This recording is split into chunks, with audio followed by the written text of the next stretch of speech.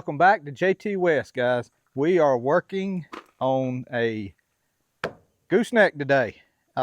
We've got first layer of boards down, and I've went in and put some screws in already on this, and we've chalked a line for where the screws is going across there. That's the way it was from the factory. It didn't have screws in every joint all the way across the trailer. I'm putting it back like it was the factory. So we'll put, of course, now the factory only had one screw right there. I think I will put two, one, you know, up here on that line, and then two back here. That's what the factory had, was two back here. So I don't know that I'll get to this tonight. I want to check a few things.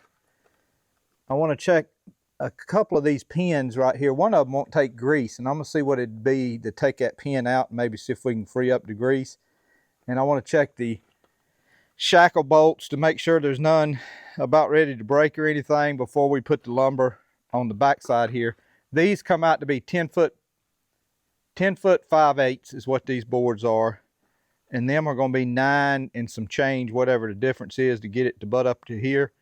And so we'll have a good old deck on it and be ready to go here and get her going. I told Sammy it would have been a good time to paint a trailer if a man had, you know, all kinds of painting stuff.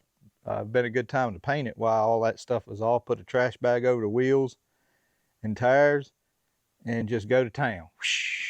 Just spray all over the place. But you know, here's some of the wearing we did, guys, a couple of years ago. You can see how we wire tied up everything, and everywhere where it cuts a corner we put some of this protection on it here.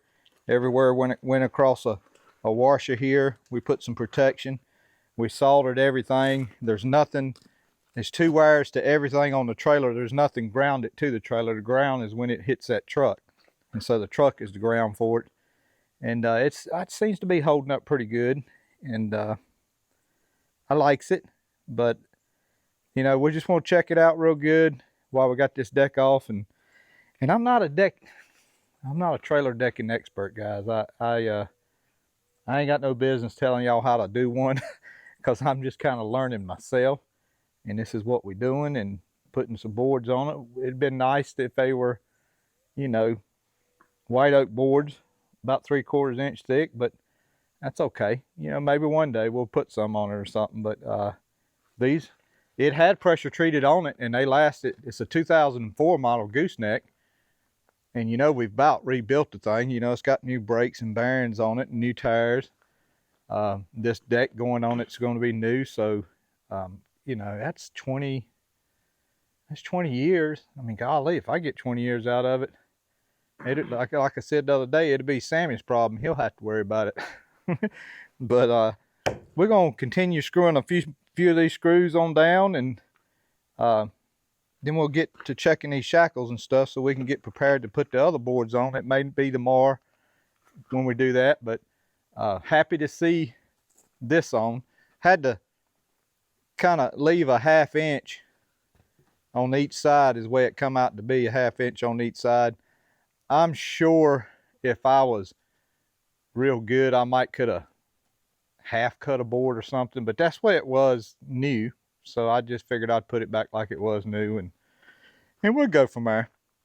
But Sammy will film me put a few bolts in, and then we'll come back when we're working on the shackles.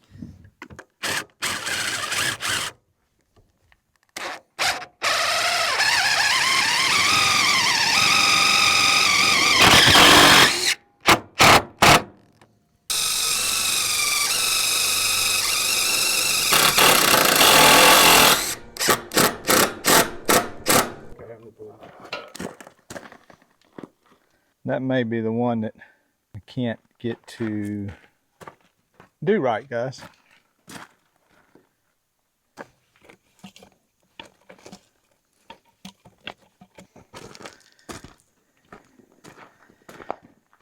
All right, guys, what a mess. What a mess, what a mess. I got up under that trailer there. Sammy had to help me. We didn't have nobody to film it, but we got this shackle out right there, guys. We got that shackle out right there, and that one took grease. This one did not. We took it out and cleaned it out, put it back. Oh, real quick, let me show this. The impact wrench pulled it so hard on the pipe wrench, it bent the metal a little bit with the teeth. Bent what metal? You know how the teeth are? Oh, that's just where the pipe wrench grabbed onto it. That's what I was showing. Yeah, the pipe wrench grabbed it. Yeah, that D-walt don't play. No, it don't. But it made a mess out of me under there. But we are ready to put some boards on the bottom side. So that's what we're getting ready to do. So let's do that. And we'll cut a few, and I'll come back in a minute and show you what we've cut.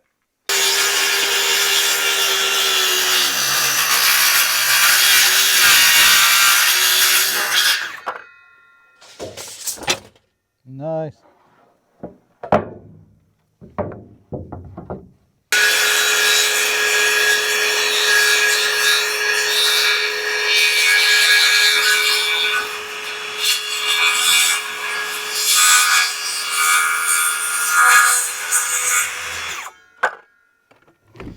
We're just taking a shave off of it.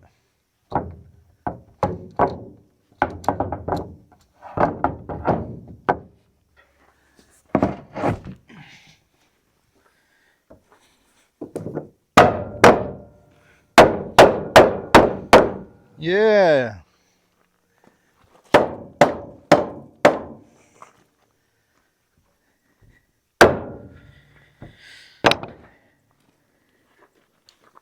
Four more boards to go. Trying to make this joint as tight as possible, even if I have to beat it down in there, because I know when the wood dries it's going to contract a little bit. So trying to make this just as tight as I can. But yeah, 4 more boards and we're going to have a deck on a trailer, but we got to put the screws in. I stopped because that gun was getting pretty hot, and the factory had 2 screws in each one of these boards right here at this joint. And then up there at that red chalk line, they had 1 screw right in the middle of the board. We'll try that for now. If it doesn't look like it's going to come out right, we'll add some. I've got plenty of screws. And we'll see where that goes. I mean, that's, it went 20 years like that, so I'm hoping that it'll go 20 more. I bought this off the Amazon, some DOT reflective tape. We'll put that up on the sides where some of it's real old. And I'm happy with the shackles. I'll probably put a pump or 2 of grease in those bearings on the wheels. And it's going to be ready for a trip. So anyway, all right, back to it. Well, guys, it probably looks rough me standing that far up. Got the deck on. I'm tired. I went to pre-drilling those holes. Before I wasn't pre-drilling, and then it wasn't a matter of the wood splitting or anything. It just, I was going through too many of the screws that wasn't wanting to go through the trailer because they'd burned the tip out on them. And so I had to get another screw so we could put it in the trailer. But then I started pre-drilling these holes, and that seems to be working good, and it's going through it on the first try. So we'll get the 2 in each board here in the center, and we'll finish the singles over there. We've got a chalk line here for the singles. Once we get those in, it should be good to go. And like I said, if it need be, we'll put some more screws in the board if it comes up, 1 twist or something like that. But I don't think it is. It's a good 3/4 of an inch up under a piece of angle iron up there, about 3/4 back there. I think this is going to be plenty, and it's a good clogging trailer now. If it don't do nothing else, you can clog on it. So we might do that. Well, it's getting dark and I'm losing my light. I might could cut the lights on in the shed there, but we may get Sammy to do that. But we will check back in or get back on tomorrow, hopefully. Show you what watermelon Sammy picked. We'll maybe slice one, eat it, me and Sammy, eat it on camera. You can hear us slopping it around. But okay. Welcome back. We are done decking the trailer, and we'll show you that. I think we were done last night when I showed you, and we got to put some grease in the hubs, grease a few other things, and that's about it as far as I can think of as far as having a trailer ready, other than just driving it around a little bit.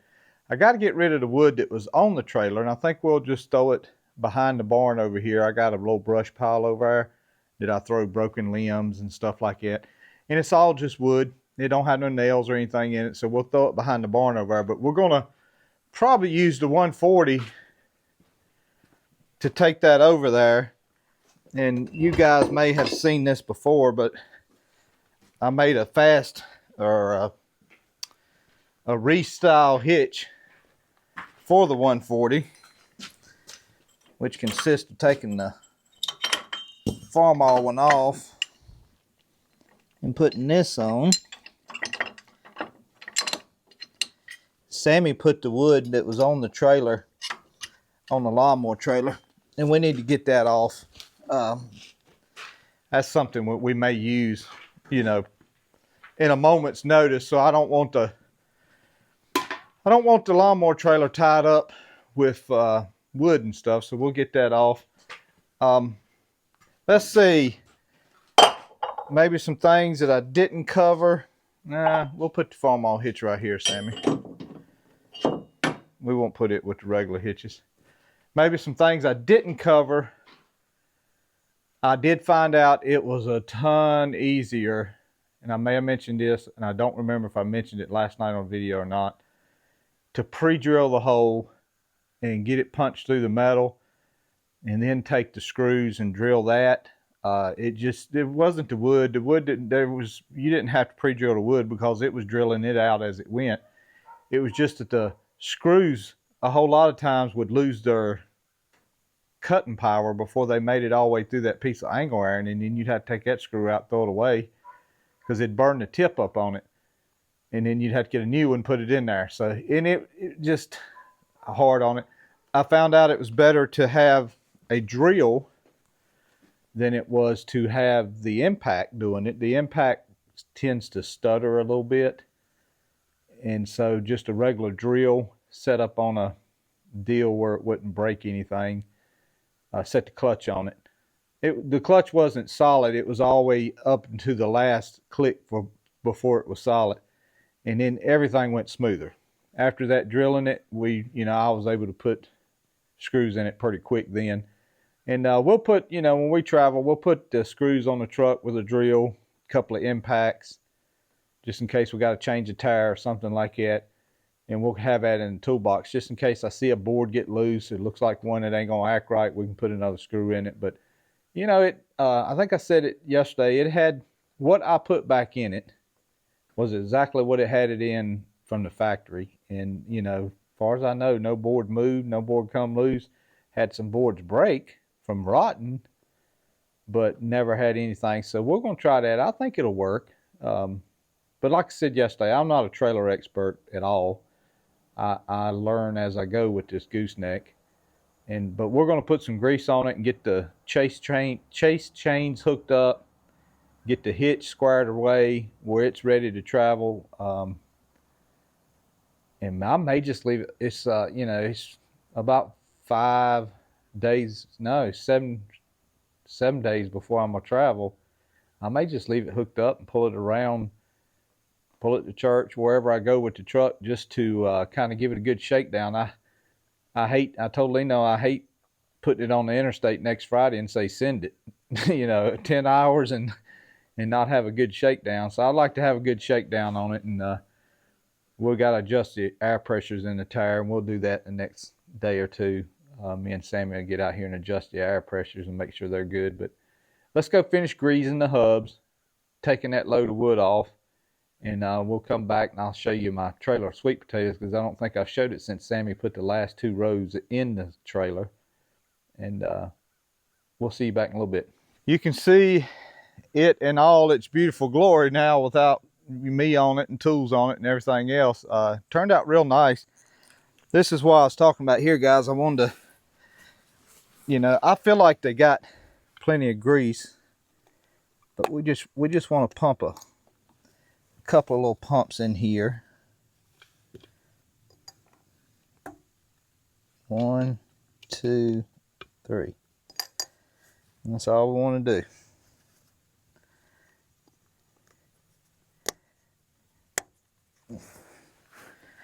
One, 2, 3. There's so much that I never even need to weed eat it anymore. I only just have to spray a little bit around the How top. much slack is in this? I think we can get another link. Where's you need another link stuff? Well, the tighter you got this, the less it's gonna make noise.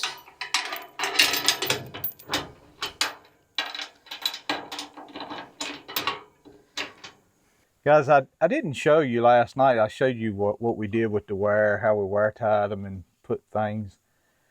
But what I did, I made this major hub right here up under this I-beam, and there's a big wasp nest right there with a wasp on it, which that's fine. He can come out if he wants to.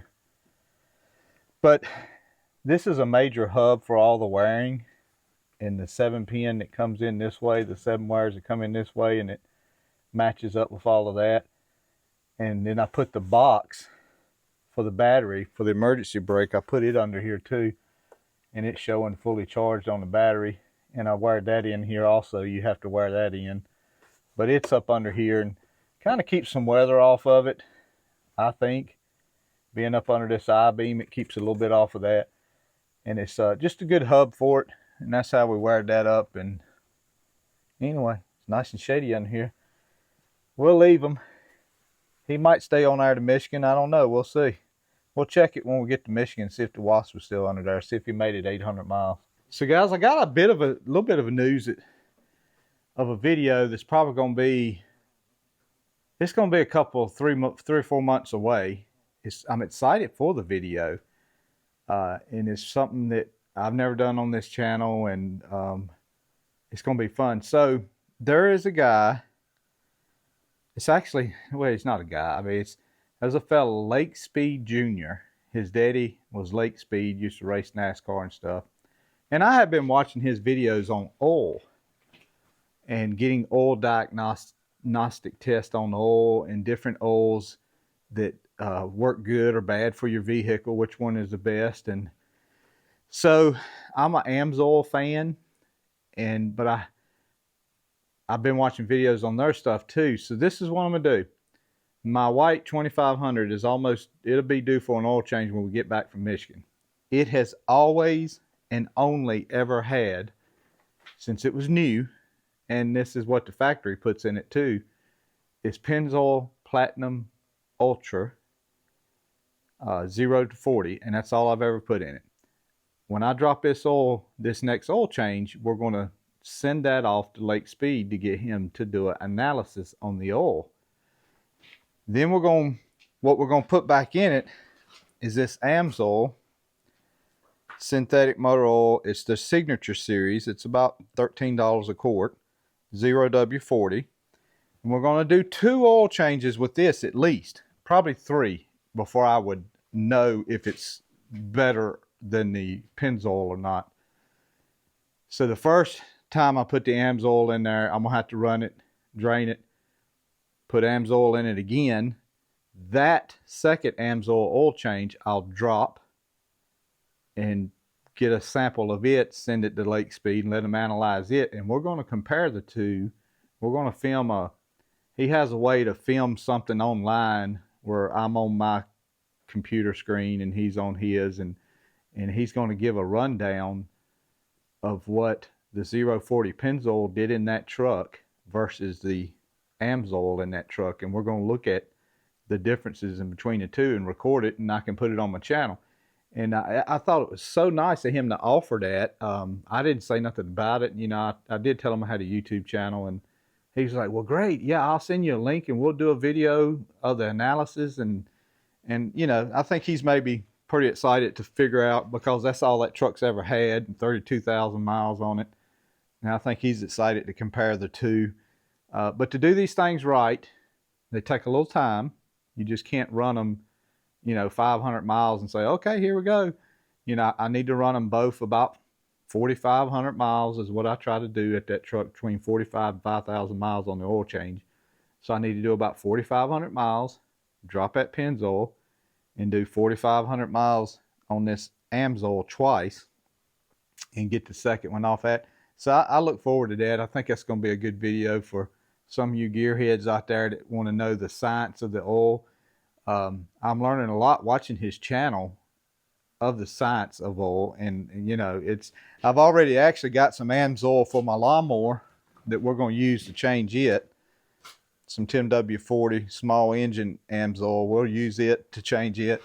I had planned on doing the big truck in 040 original equipment motor oil. I did not know they had this 040 signature, which has got a few more stuff than the original equipment motor oil. So I didn't know they had that. So I got this 040 here, so we'll see. You know, I don't know. We'll see how it goes from there, but look forward to doing it. And we may switch Big Red. Now, right now, Big Red's still on Pennzoil. I call it Big Red, my 2015. It's still on Pennzoil, and it's been on it since 200,000 miles since I've had it.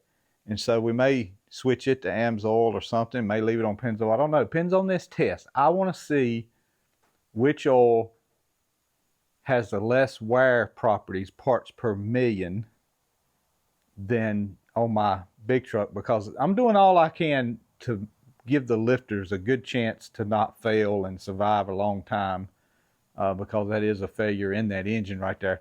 Sammy mentioned out there, he asked me about I bought these D-ring guys. I bought 6 of these. These are stake pocket D-rings, and this is what I'll be staking down the tractors with, running the chain through here instead of down through the D-ring and back up and hooking it. We'll put these in there.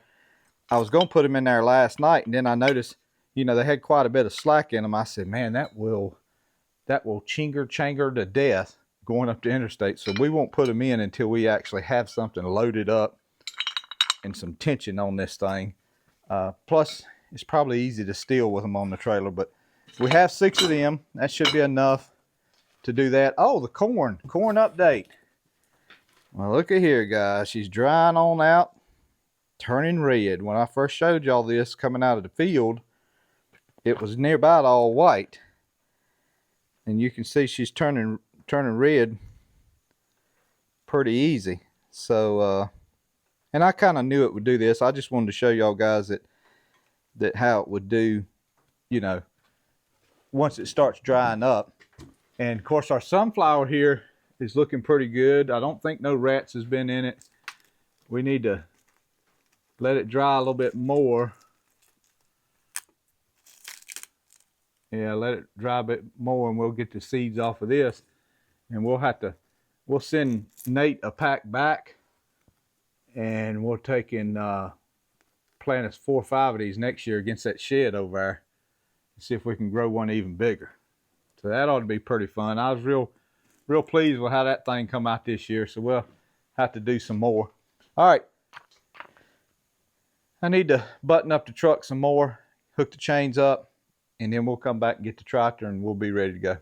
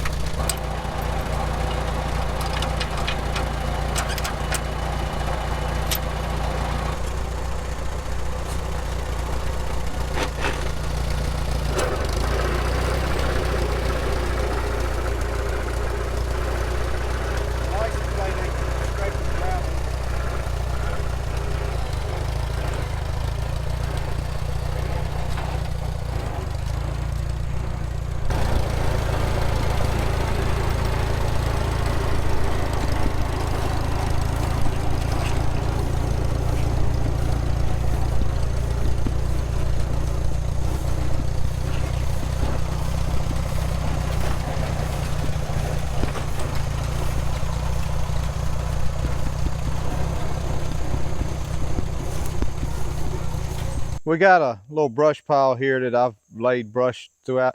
I mean, it used to be real tall, guys, and it keeps sinking, keeps sinking. One of these days, it may be some good soil right there, but this, like I said, this is just all straight wood. Nothing, no nails or anything, and we'll let it rot. I really don't want to burn it. I seen some tags on here. Let's see if we can make out. Wow. This right here lets me know that this was original lumber. 2003, 2004. It don't have the size on it, I don't guess, but McReady Lumber Company, Palousca, Virginia. Okay. So, pressure treated, 20 years.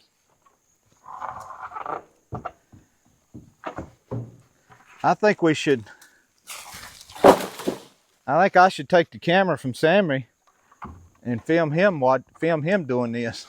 Oh, shit. Put them boards in the back.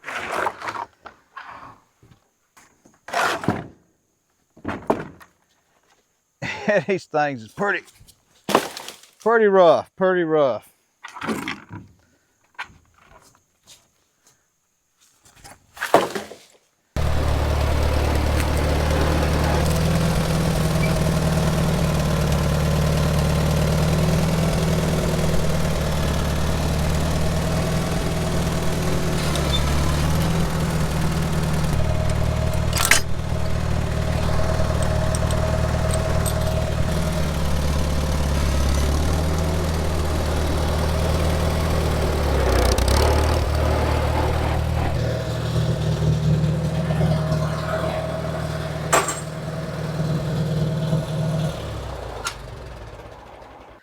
Okay, guys, me and Sam are gonna put a sticker on in a minute. We're gonna put you through that. We're gonna put a couple of stickers on. Here is our pile of sweet potatoes, and it is a pile. This is the whole 6 rolls, and somebody asked me the other day, they asked me had I took the plow back over it yet, and I said, no, I haven't.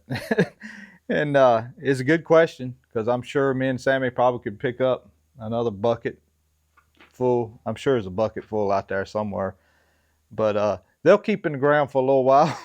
We may, before we cut it, I may go through there again and kind of move some dirt around, but these are nice sweet potatoes. I couldn't ask for a better crop. Certainly have a ton. Yes, Sammy's big one right here. Me and Sammy's gonna bake that in at one time real slow, about 250 degrees, and we're gonna both eat it. We're gonna share that one. We gotta put that one back here, Sammy, so nobody gets it. But got the little bags for plow day. If anybody comes out and they want some sweet potatoes, we have little bags here. They can put some in, so they'll just take it just like that, and that, this. I'm gonna take these to a buddy of mine at work and go ahead and put them on my van. There you go. A bag of sweet taters. Ready to go. Okay, next stop for us will probably be working some at the plow day. I need to do some bush hogging. Not sure when I'll do that. It may be Monday when I start doing some bush hogging up there at that field. Get up with my buddy Sam about cutting it, and me getting it in shape where a bunch of smaller tractors can go across it. Because I'm telling you, you don't want to go behind a 5488 with that big leveling hair. You don't want to go behind it in a 140. I don't think it's going to smooth it enough. So if he can cut it with that one time, I may cut it with my farm awl again, and that'll kind of it'll get it in shape where a smaller tractor can run over it. So we need to do that and bush hog the parking lot. And I don't know if I'm gonna keep that Hastings up there or not. It is so full of that fungus that the Mexican culture really love to death. It is so full of it, guys. I don't know that I'm gonna keep any of it. I don't know that I want any seed out of it. I don't want that fungus to be spread over onto a cob that doesn't have it. So we may We may just bush hog that whole deal. I'm not sure what I'm gonna do there. Y'all let me know if you think that fungus will go. Excuse me. I guess if this stalk right here's got fungus, and there's one over here that's got a nice, beautiful ear, good for seed, would that fungus spread to that stalk over there? That's what I want to know. Y'all let me know what you think, and that I'll depend on whether I bush hog that thing down or not and let the deer eat it. But other than that, y'all have a good day, good week, and I hope you enjoy this video. If you're watching and you haven't subscribed, maybe consider subscribing and grow with us and on to the next adventure. God bless you. God loves you. We'll see you.